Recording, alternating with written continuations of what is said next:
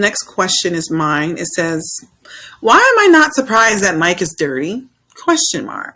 He has been taking money from people in organized crime to throw out cases to protect those organizations.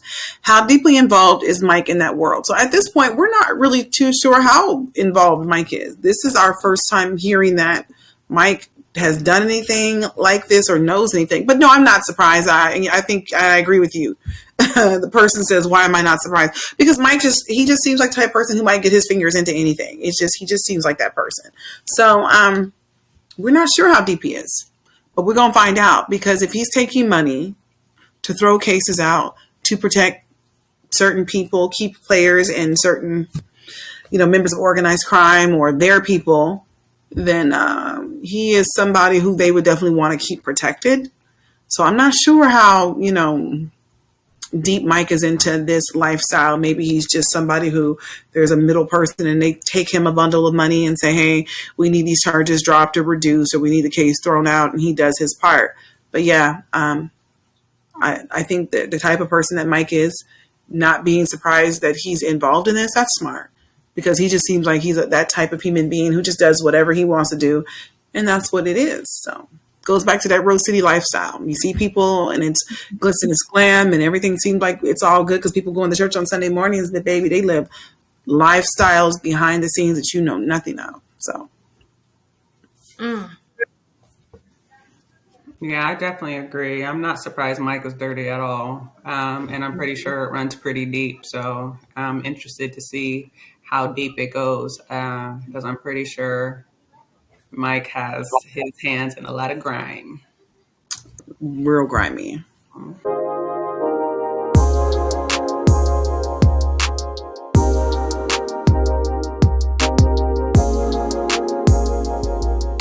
Okay. Blah, blah, blah, blah, blah, blah. How deeply involved? Well, if he's taking money from...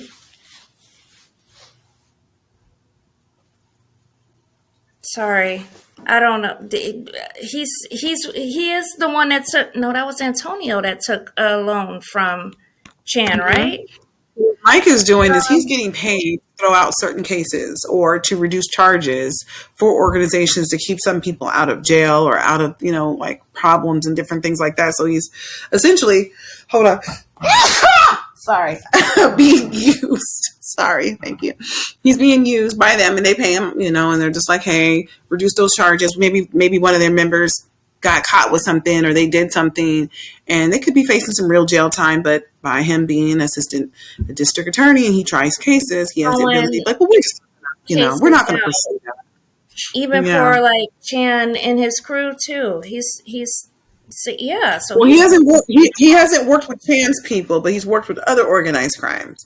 And so the question is like, how deep do we think that Mike is in it? Well, how much do we think he knows? Oh, if he's throwing out cases, if they're paying him off, to throw out certain cases and stuff, he's deeply involved. Definitely, they're patting his pocket, like he's getting his check and then he's getting, paid from that. Like you said, I'm not surprised he's dirty either. It's Mike. He's an asshole. Some people, they just hand it, so he's not, I'm sure his family think he's like, oh, this squeaky clean, successful lawyer. And it's like, Michael. You got to see him in the front a little bit. Yeah. Yeah, so of course he's very deeply involved. I don't think so. We don't know he's worked with the triads yet, but that could come out. People has got if he's throwing out cases, people has gotten away with pretty much anything.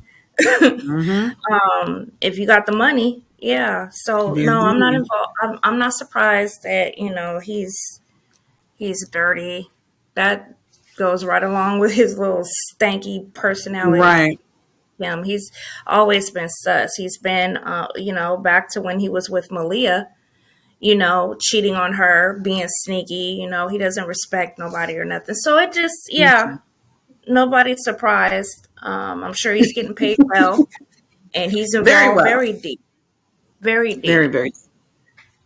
And I think it just goes to show, like, even when you do white collar work like this, there are people taking payoffs all the time. You know, we hear constantly about judges who took bribes to make a case go in this favor, or jury members being paid off or threatened. It's real. You know, jury tampering is real. You know, attorneys messing with information or throwing things out or reducing charges because you know somebody and you have to do like a favor. So again, I'm not surprised. There was a judge that was sending black. I'm sorry. Go ahead. There was a judge that was sending black men, young guys, and to like a what was it? One of those privately owned prisons. Like they had a little deal going on.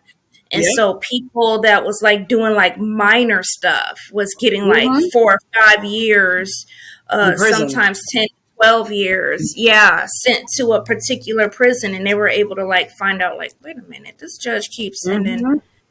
Yeah. Somebody looked into it, a reporter or something. Anytime you put a black man in front of him, he always, gave them like maximum time, even if they looked at that person's like, okay, well, you know, we're looking at your past record. You really don't have much on here. He was always giving like the maximum for everything, as if they just had like all types of charges against him. And he was always sending them to this like certain prison. It was a whole pipeline. And so I don't even know how long did it go on for, like well over 10 years. I mean, he sent thousands of people that way. It was like, whoa. To that prison for a lot of time too. Like he was giving them, like you said, the max, but he was getting paid off. So we see this happening a lot of times. We see this happening a lot of times in different industries, and it's corruption goes across the board. Corruption is something that we will always have to deal with. I met a man and he worked in audiology, and he was saying, sometimes like I will tell people that their kids should have tubes put in their ears, you know, which is a surgical procedure. Or sometimes like I'll just recommend like this thing because I have a deal with these companies that if I make so many recommendations for their product, then I get a certain amount of money, and I can get up to like 10 or 15,000. And I was like, a month, because you're recommending certain products that people necessarily don't really need. You know, it's like, so that person didn't need those tubes in their ears, but you was pushing that. Or that person didn't need that hearing aid, or we're going to give them an extra. Just doing it was weird. So I was like, and you're out telling people, yeah, somebody's going to come get you. You know, but it's crazy how people want to tell you the evil things that they do. And it's just like, maybe they just feel like they're untouchable or something. So I don't know. I think the more things that you do and get away with, the crazier you start to feel like, nobody can touch me, and who's going to stop me? God, He's going to stop me. But God, I pray He does. I really, really pray He does.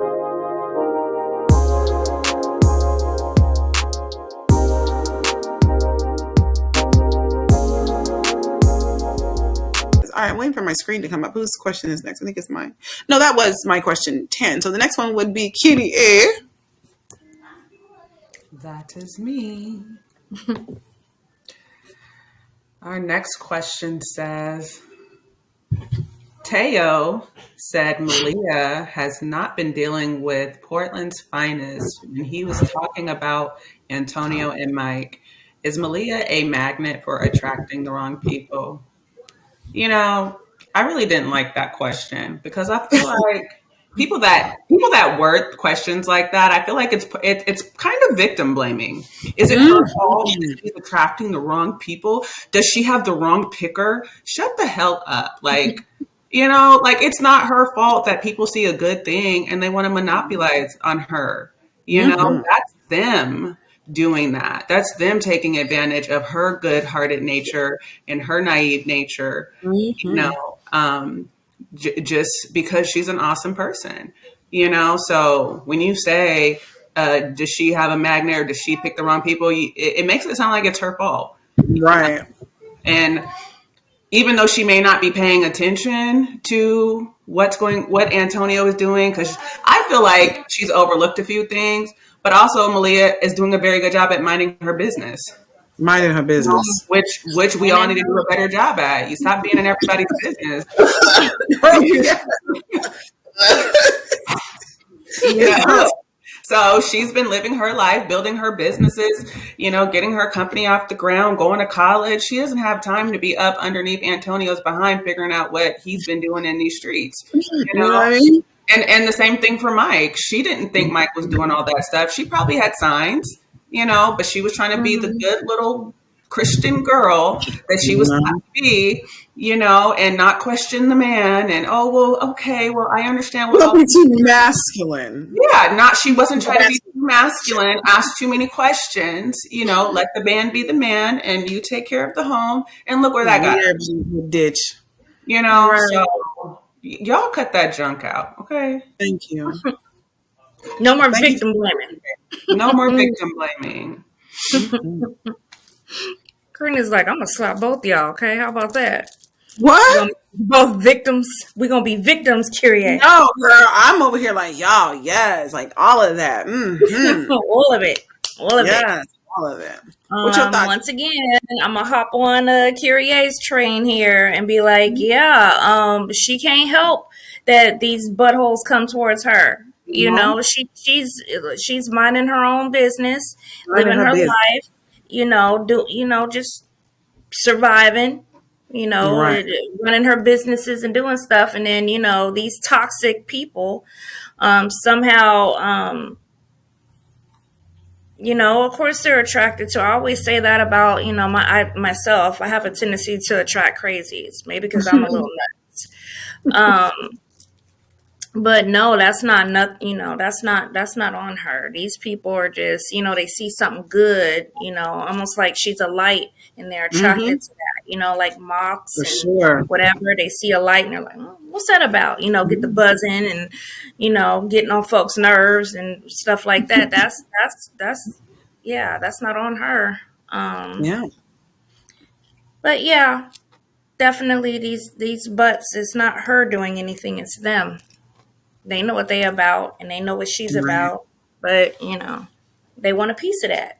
They want a piece of that, so they want to pursue it. So I agree with both of you guys. I think that we tend to do a lot of victim blaming in society. You should have known, and you should have picked better, and you. So how are you? I was about to start singing, y'all. I had to catch myself. You feel me? Amen. Amen. But how is a person supposed to be able to pick wisely when you just deal with a bunch of frauds? Like, we need to be honest and say we have too many people in our society who are just really dirty and low down and underhanded. One thing I really value is like people just being honest, people being themselves. And your honesty may not be like, well, that was the most popular thing in the world, but it's like, I respect the fact that you stand 10 toes on what you believe in. Even if it's something I'd be like, wow, okay, I can't be a part of that. But I really respect the fact that like you stand next to your stuff. You standing on business, right? A lot of people don't stand on what they say. A lot of people aren't practicing what they preach, regardless if it's right or wrong. A lot of people are wearing masks. They are concealing themselves. They pretend to be something. I was reading something yesterday, and this lady, it was a whole conversation. I'm like, I don't even understand these conversations. But anyway, I was scrolling past on IG and I saw a conversation, and it said men will go out of their way to wine you, dine you, show you like they're a great guy until they get what's between your legs, and then all of a sudden they pull away and they start ghosting you, acting weird. And it was like, why would you put all this effort into something? If that's all it was just sex, whatever, right? If that's all you wanted, there are people out there who give you what you want because that's all they want from you too, right? And so guys were like, well, we put the effort in, you know what I'm saying? Because once we get what we want, then it's like, it's up to you to make us want to stay around. Okay. I'm like, again, you putting all this energy into getting that, and now you get it, and it's like, make me be more interested. Well, what's next? Excuse me, sir. What are you going to do to keep me interested in you? I laid the foundation. So to me, I was just like, and women were going back and forth with these ridiculous people. And I was just like, why even talk to these people? Let people continue on putting themselves out there so you know who to stay the hell away from. You know what I'm saying? Right. Again, people aren't taking personal responsibility. Casual encounters are happening every single day without people having windows broken out, without the fear and the risk of, I have this baby and you gonna pay. like people are having casual encounters and they know that's all it is. Like people don't want that. People want you hooked. People want you to be like, I've never met nobody like you before. And I feel a tickle in my spirit. That's called a cough. Go ahead and spit it out. It's mucus. Yeah, I just, it's crazy to me because we blame people when we're not saying, we don't have enough people who are really about that. We don't have enough people who really say how they feel and stand on it. We just like, is Malia picking the wrong people? It's easy to pick the wrong people when the wrong people are so prevalent. Like my dad used to always say, my dad would say, do you see any gold out there in the streets? You see trash. Like we would go down, like we would the freeway. And he'd be like, "You see all that trash? Now if that was gold, do you think that gold would be on the ground? Or you think people would have stopped and picked the gold up?" I said, "Yeah, they would have picked it up." He said, "Why? Because gold has more value than trash." So he would always tell me that people were like gold and trash. He's like, good things are somewhere kept away. They're harder to get to. Where trash it's everywhere. It's just available. You can go outside and you can look from a window and it's just laying there. Okay. And I'm not trying to call people trash. People have trash behavior. Let's say that. Okay. For the sensitive ones in the back, you know what I'm saying? Whatever. So I want, you know what I'm saying? But you are right. People really are trash and they know that they're trash. That's why they get hurt. Cause if you ain't trash, why are you mad? Why are you mad? Mm-hmm. You mad. So, to blame Malia and say, she needs to have a better picker. Again, we just don't have a lot of people in the world who are like Malia, who are honest. And I'm going to say you have to adapt quickly, though. Just because this is something I had to learn the hard way, ladies and gentlemen. Just because you're a certain way doesn't mean everybody else around you is. I always had this naive notion that if we're having a problem, I can come to you and I can explain to you how I feel. And you can explain to me how you feel. And we can figure out how did we get down this road, right? And we're going to talk it out. And then we're going to figure out like what happened. And then we're going to move past it. We're not going to keep bringing it up. We're not going to keep reliving it. Today, once we get done with this conversation, let's just be done with it. We hugged it out. We bumped it out, whatever, fist bump, whatever. We got it all out. Let's be done. And then I realized that you can sit and have a 4-hour conversation with somebody and they'll get on the phone and be like, no, because Karina called me and she told me she's going to put a knife to my throat. No, because I thought we just had the whole conversation. So I understood people aren't being true. People aren't being honest. People portray to you what they want you to see. And then you're the dummy because you should have known better. You would have thought that after talking to somebody for a little bit, you thought everything was being aired out and it was straightened out. It was good. People show you what they want to show you. But experience has to teach you to sift through that. Like, does that even sound right? Right? So Malia doesn't always have a lot of experience, but I'm saying for regular people who you had plenty of ups and downs and challenging people, pay attention because you don't have time to be no magnet for trash because it's going to follow you. Just like Alicia said, it's like a moth to a flame. It's like a light. When somebody has a good light, for whatever reason, people love that. I sometimes I hate going outside because if there's a homeless person who's crazy, they always want to talk to me. Like, and hi. And I'm like, what is it about me that makes them want to come and talk to me? I'm like, let me, whatever money here you go. $3, $4, here, take it, But it's like when there is something about you, people are drawn to you. And with people being drawn to you, sometimes the wrong ones are drawn to you as well. So that's where we have to be like, as human beings, take accountability on that level to be like, listen, I'm an awesome person. But there's going to be good people and bad people who are going to come to me. And I like to do like my affirmations. And so one of the affirmations this morning when I was getting dressed, it was like, I have the ability to draw people in. And I have to always correct that part and say, I have the ability to draw the right people in. I have the ability to draw positive people in that I can make a meaningful impact in their life and they can make one in my life and we can do some business together because we got money to make. You know what I'm saying? We got things to do. Right?